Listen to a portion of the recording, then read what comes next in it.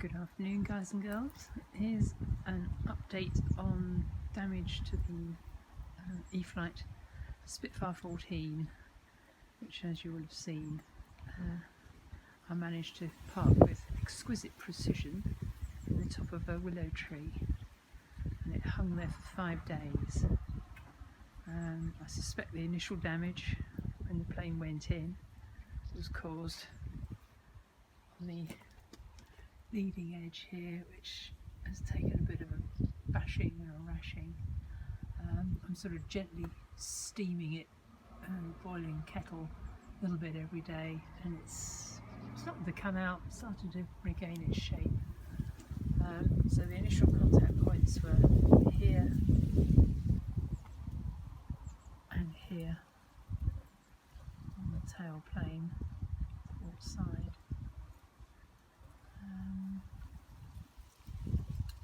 Fuselage was pretty much unscathed apart from one little mark on the cam cover, just about here.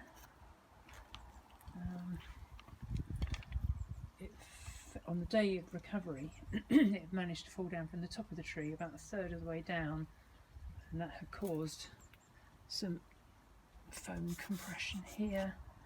It ripped out the cannon here and a bit of holding foam underneath. And the worst bit was here on the way down. I suspect a bit of rash on the wingtips, a bit of damage on the top there, and some damage that side. But as I say, I'm heat treating the foam a little bit every day. I've ordered actually a new fuselage, new wings and tailplane from a model shop. It's going to take about 6 weeks, 2 months for all that to arrive. Part of me wants to also go the whole hog and buy new retracts, motor, ESC, receiver, and just build another one, a fresh new one, just like my birthday present was before I treed it.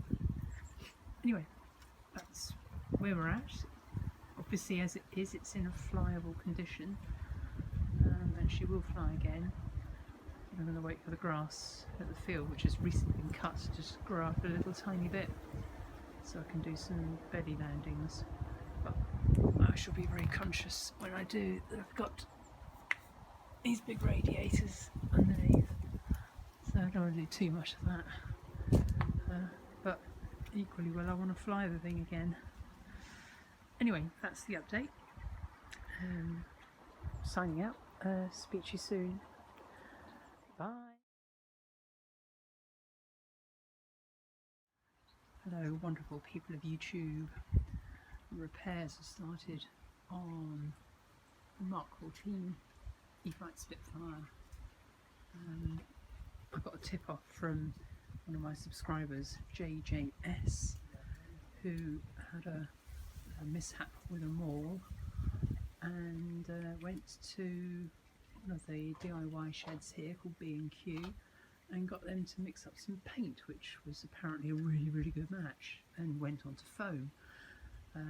So I've got the same thing. I've got some grey and green paint matched, and all the little bits of rash and damage. This is the initial bit of Wonderfill, Deluxe Materials Wonderfill. This has gone in.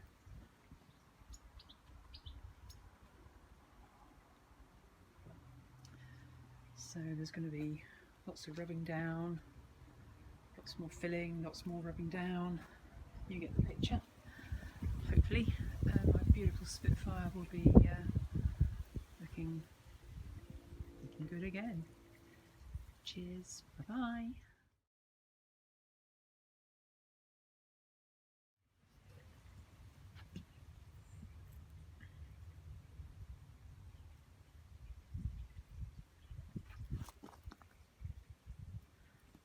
Okay, this is a first rub down.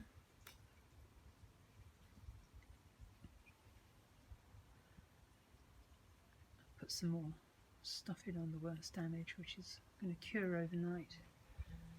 But she's on the mend, which is the main thing. I'm signing off for tonight. Bye.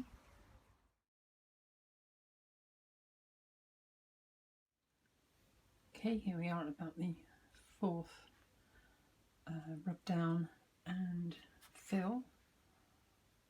Just keep finding little bits everywhere.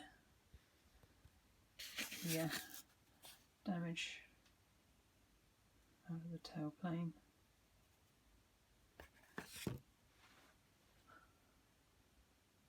Bought an inexpensive little airbrush. There's a bit more to rub down here. As you can see, lots of mess everywhere. That was a particularly nasty cut that went through right to both sides, but coming along very nicely. Another few passes with filler and paint, filler and rubbing down, and then we're ready for the paint. Should be interesting. Alright guys, see you soon, bye.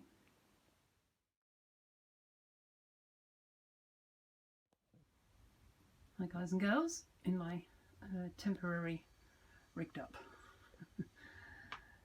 spray booth. Things are sort of taking shape.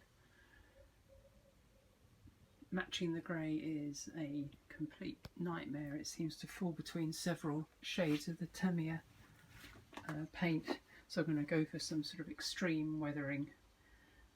Don't worry about the grey on the green. I'm going to put green on top of the grey. The green, I'm very confident, is a good match. Yeah, it's starting to come back to shape. Where's the other bit over here? It's Scar and Scarlet, foam pile of little rubbish. Yeah, it's not perfect, and I've had to sort of mix all sorts of weird things to sort of get it anywhere near approaching the right colour, and I never will, because you just never know what the factory used. But you know, I'm happy with the way it's going. It certainly looks a damn sight better than when it had all that leading edge damage, and I can live with different tones. I just can't live with holes in the wings and exposed white foam. So yeah, I'm happy with progress for sure. Update again soon. Bye bye.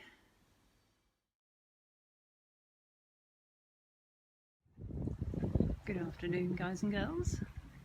Here she is, weathered up, repaired, filled, painted. I don't think I've gone overboard with the weathering, but it does help hide the sort of residual bits of damage.